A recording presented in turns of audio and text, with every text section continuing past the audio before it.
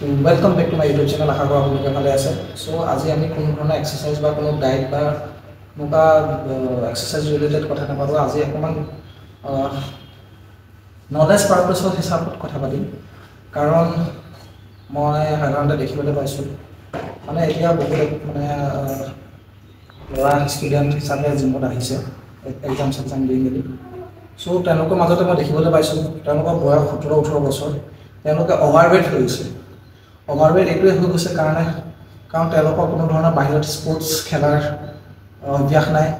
তেওঁলোকে বাহিৰত আমি যেতিয়া সৰু আছিলোঁ তেতিয়া চাইকেল লৈ পিনে যেনেকৈ ওলাই ফুৰোঁ বা ক্ৰিকেট খেলোঁ ফিল্ডত, সেই বস্তুবোৰ এতিয়া সাধাৰণতে দেখিবলৈ পোৱা নগৈছে। আৰু সেই ফলত মানুহৰ আজিৰ দিনত ল'ৰাবোৰৰ এক্টিভিটি নোহোৱা হৈ গৈছে। মা বাপেকে কি কৰে, মোবাইলটো কিনি দিয়ে। মোবাইলটোতো চবৰ হাতে হাতে থাকে, সৰু বাচ্চাৰ পৰা ডাঙৰলৈকে বুঢ়া বয়সস্থ চবৰ হাততে মোবাইলটো থাকে।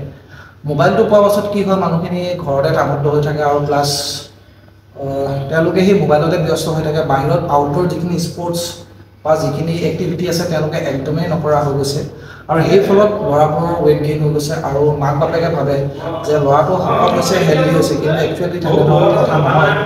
শকত মানেই হেল্ডি নহয়। আৰু মাক দেউতাকে ইমানখিনি যেতিয়া কষ্ট কৰে যে কি কয় ল'ৰাটো পঢ়িছে নাই, ভাল স্কুলত গৈছে নাই, ভালদৰে খোৱা বোৱা কৰিছে নাই, আপোনাৰ বাহিৰৰ কেনেকুৱা মানে ল'ৰাটোক বেয়া সংগত কৰিছে নেকি, ইমানখিনি যেতিয়া ফ'ল' কৰিছে তেতিয়াহ'লে আৰু এটা বস্তু মই মা দেউতাহঁতক অনুৰোধ জনাইছোঁ, আপোনালোকে আৰু এটা বস্তু ফ'ল' কৰিব যে ল'ৰাটোৰ বয়স অনুপাতে আপোনাৰ শকত বেছি হৈ গৈছে নেকি, সেই বস্তুটো আপোনালোকে অকণমান লক্ষ্য কৰিবচোন। কাৰণ চব শকত মানে হেল্ডি নহয়। ক'বলৈ গৈছোঁ চব আজিৰ দিনত 18 বছৰ যেতিয়া ল'ৰা সিহঁতৰ বডি ৱেইট 60 to 65 বা খুব মেক্স 70 হ'ব লাগে এটা হেল্ডি ৱে হিচাপে। কিন্তু আপুনি সাধাৰণতে চাবলৈ পাব 90+, 100+, 110-20 অবিছ হ'বলৈ গৈ আছে। কম বয়সতে যদি সিহঁতি ইমান শকত হৈছে তেতিয়াহ'লে আপুনি চিন্তা কৰক ইমান দীঘল জাৰ্ণি কেনেকৈ ছাৰ্ভাইভ কৰিব।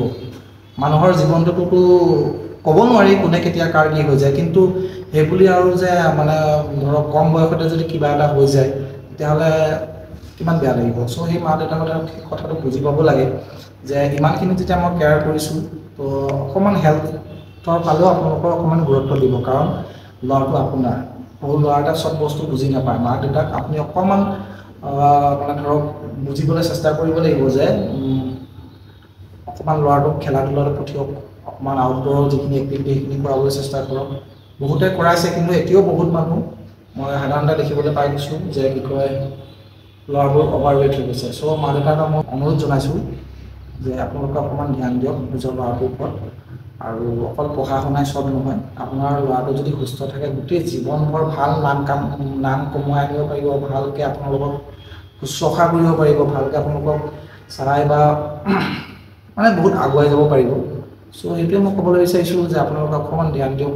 আৰু এইটো মানে খুবেই ইম্পৰ্টেণ্ট হৈ গৈছে আজিৰ দিনত যে খুব ল'ৰাবোৰৰ মাজত অবিছ দেখা গৈছে। এতিয়া মোৰ বয়স হ'ল আপোনাৰ 31, কিন্তু মোৰ ৱেইট এতিয়া 81 to 82 এনেকুৱা ভিতৰতে থাকে, খুব মেক্স টু মেক্স 83 এনেকুৱা। চ' মোৰ বয়স যদি 31, আমি এতিয়া ইমানখিনি গৈ আছোঁ, কিন্তু ভাবক 16-17 বছৰ ল'ৰা এটা যদি 21 বছৰ হ'বলৈ কিমান ডেঞ্জাৰাছ মানে ভয়ংকৰ পৰিস্থিতি আগফালে আহি গৈছে। চ' মই এইটোৱে ক'বলগীয়া আছিল মা দেউতাহঁতক যে আপোনালোকে সজাগ হওক, অকণমান ল'ৰাটোৰ যত্ন লওক, পঢ়া শুনাই চব নহয়। চ' এনেকুৱা ইনফৰ্মেশ্যন ভিডিঅ' মই বনাই থাকিম আপোনালোকৰ আগত। অকণমান শ্বেয়াৰ কৰি দিব, ভাল লাগিলে লাইক এটা কৰি দিব, আৰু আপোনালোকে কমেণ্ট এটা কৰি জনাব যে মোৰ টপিক চুজ কৰাখিনি ভাল হৈছে নে বেয়া হৈছে। কাৰণ মই এটা ভাল মেছেজহে দিবলৈ চেষ্টা কৰিছোঁ। এতিয়া আপুনি চাব ছ'চিয়েল মিডিয়াত বহুত কিবা কিবি দি থাকে, সেইবোৰ মানুহক বহুত ফ'ল' কৰে, কিবা কৰে, কিন্তু আমিওতো কিবা কষ্ট কৰি আছোঁ ন, ভাল মেছেজ এটা সমাজত আগবঢ়াবলৈ চেষ্টা কৰিছোঁ। চ' আমাক যদি অকণমান সহায় কৰে আমাৰো ভাল লাগিব। সেয়া কৰি মই আজি এই ভিডিঅ'টো কৰিব বিচাৰিছোঁ। আকৌ নতুন ভিডিঅ' এটাত আপোনাৰ লগত লগ পাম।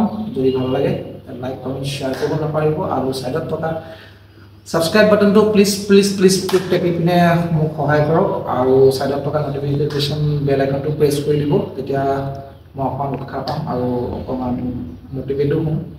তো এয়াই কৈ মই আজি ভিডিঅ'টো শেষ কৰিছোঁ।